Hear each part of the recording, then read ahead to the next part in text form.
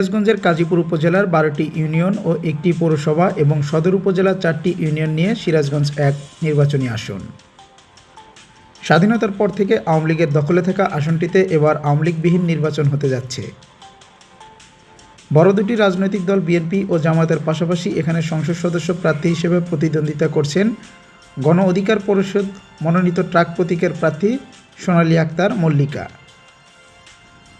মল্লিকা কাজীপুর উপজেলার নদীবিদ্যুৎ শুভগাছা ইউনিয়নে জন্মগ্রহণ করেন।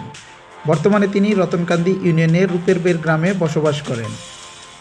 অতি সাধারণ কৃষক পরিবারের মেয়ে সোনালী আক্তার মল্লিকা 2018 সালে শুরু হওয়া কোঠা সংস্কার আন্দোলনে অনুপ্রাণিত হয়ে 2019 সালে সক্রিয় রাজনীতিতে প্রবেশ করেন।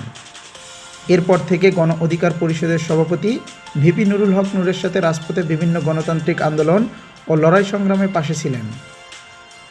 কৃষক পরিবারের সন্তান হওয়ায় সোনালী আক্তার মল্লিকার চিন্তাভাবনা সাধারণ মানুষকে ঘিরেই।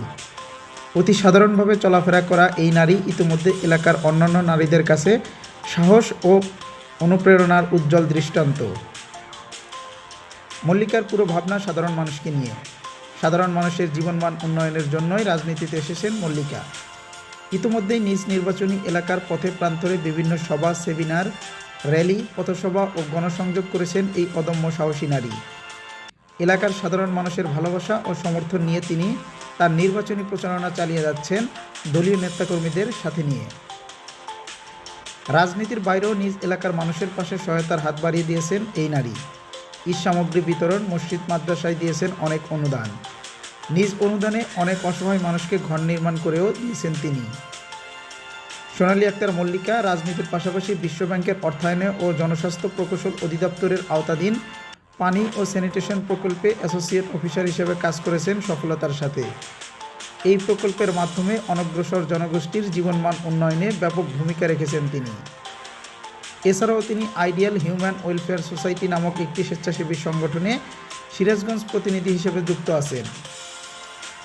সোনালী আক্তার মল্লিকা 2010 সালে চিলগাছা কারিগরি স্কুল থেকে এসএসসি ও 2013 সালে সীমান্ত বাজার মহিলা কলেজ থেকে এইচএসসি ও 2017 সালে সিরাজগঞ্জ ডিগ্রি কলেজ থেকে অনার্স ও এমএসসি পাশ করেন।